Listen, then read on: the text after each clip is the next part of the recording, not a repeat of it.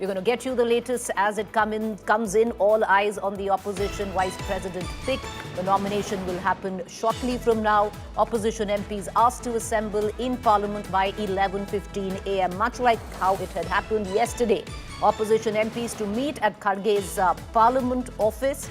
India Bloc MPs to march with Vice President pick Reddy. One thing, strangely, viewers, that the parties that have come together to elect B Sudarshan Reddy as the opposition's vice president nominee. Some of them insist that this is not an India Alliance choice. This is a united opposition choice.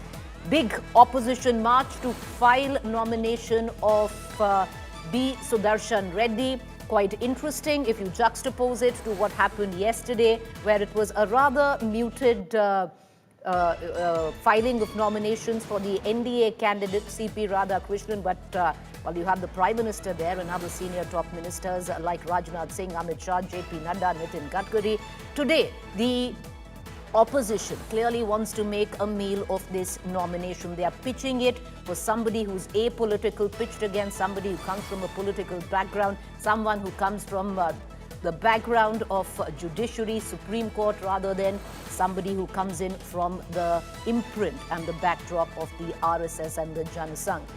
Lots of optics in it, lots of messaging, especially with what the opposition would want to deliver. At one end, they say that CP Radhakrishnan might be an OBC, but he comes in from one of the most prominent OBC castes where Tamil Nadu is concerned. Himself an industrialist, a businessman, and extremely wealthy. On the other hand, we are juxtaposing him with somebody like B Sudarshan Reddy, who has risen as a working class person and has risen to the top of where the Supreme Court is concerned and is a Supreme Court judge.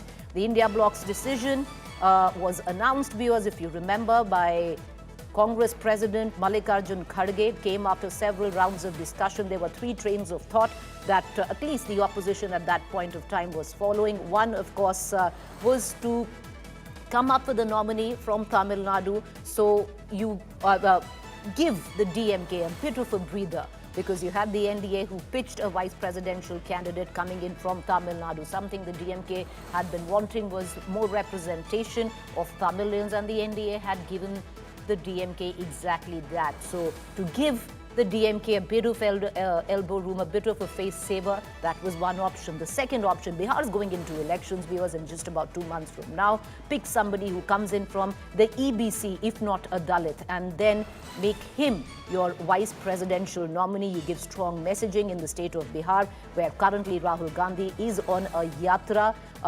They're currently also, the opposition unitedly is fighting what they feel is exercise like the SIR conducted by the Election Commission, which they think is wrong at this juncture. However, what they decided to do was pick somebody from Telangana.